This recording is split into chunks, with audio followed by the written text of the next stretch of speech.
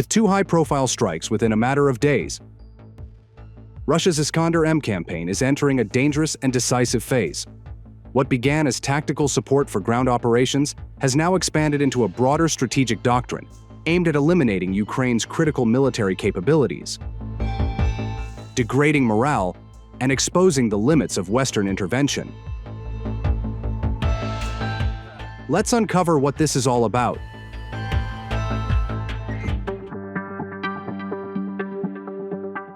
Just days after the deadly Iskander-M missile strike on a Ukrainian training ground in Sumy, which claimed the lives of at least 70 personnel, including 20 instructors,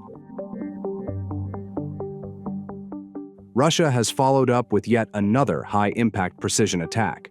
On the night of May 22nd, Russian forces launched a fresh salvo of Iskander missiles, this time targeting some of Ukraine's most sophisticated air defense assets: 2 American-supplied Patriot missile systems and an AN/MPQ-65 multifunctional radar in the village of Ordzhonikidze, located in the Dnipropetrovsk region.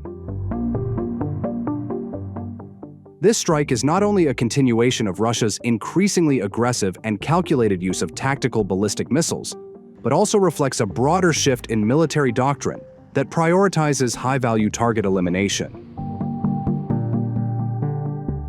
The location, well within Ukraine's heartland and hundreds of kilometers from the front line, demonstrates how Moscow is using its growing stockpile of Iskander missiles, not only for tactical battlefield advantage, but also for deep strike operations against strategic infrastructure.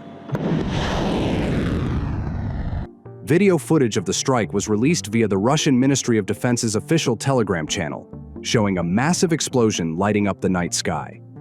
While the visuals suggest a successful and devastating impact, independent verification of the extent of the damage remains elusive due to limited access to the site and Ukraine's understandable silence on sensitive military losses.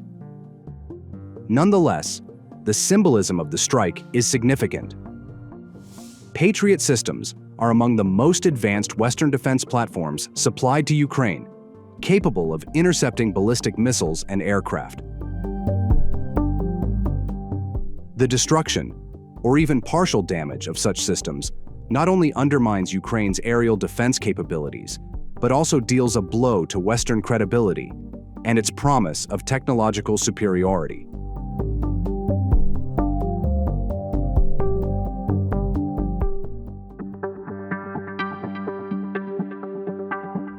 This latest strike follows closely on the heels of the May 20th Sumy incident, where an Iskander-M unit targeted a Ukrainian training camp near the Russian border, killing scores of soldiers and reportedly destroying an ammunition depot and several vehicles. That attack sparked harsh domestic criticism inside Ukraine, with deputies from Ukrainian parliament and civil society figures questioning the judgment of military leaders who allowed such exercises near the front lines. The Sumy and Ordzhonikidze strikes, taken together, reveal a consistent doctrine: target critical personnel and infrastructure, preferably at moments of perceived vulnerability, and strike in layers to overwhelm defenses and catch responders off guard. As highlighted in the earlier analysis, Russia has increasingly turned to what experts describe as a double strike method, using Iskander missiles, firing an initial wave to create confusion, and then following up with a second to hit responding units.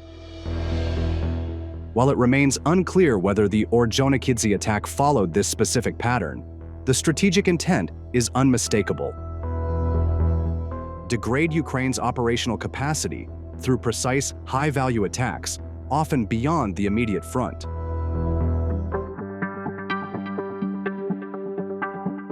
What makes the Iskander-M particularly concerning for Ukraine, and a subject of close study by Western observers, is its unique flight characteristics.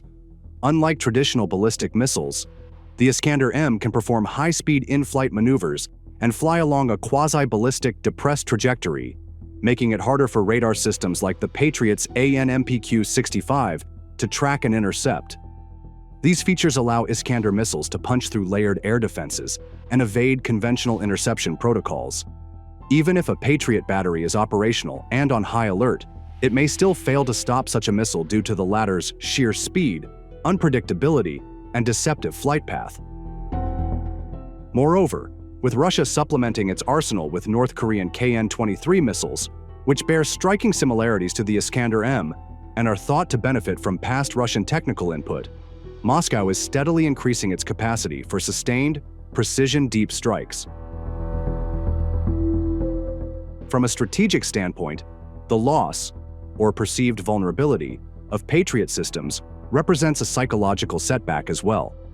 The Patriot has been championed as a game-changer in Ukraine's defense narrative, especially after intercepting Russian Kinzhal missiles in previous months. A successful strike against such a symbol of Western support undermines confidence and forces Ukrainian planners to reassess deployment strategies. Indeed, dispersing Patriot systems or relocating them far from the front may preserve their safety, but it also limits their effectiveness in protecting major cities and troop concentrations. This puts Ukraine in a bind.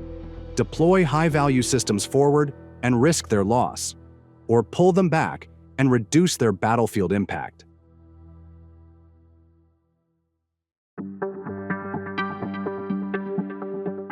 The pattern of Iskander-M strikes is no longer episodic. It's systemic. These attacks signal that Russia is not just leveraging brute force, but has entered a new phase of precision warfare that challenges NATO-supplied systems at their core. Each successful hit sends a political and strategic message. Western aid, while vital, is not immune to defeat. For Ukraine, this raises pressing questions about the sustainability of its air defense architecture and the need to diversify or adapt its strategy to the evolving missile threat.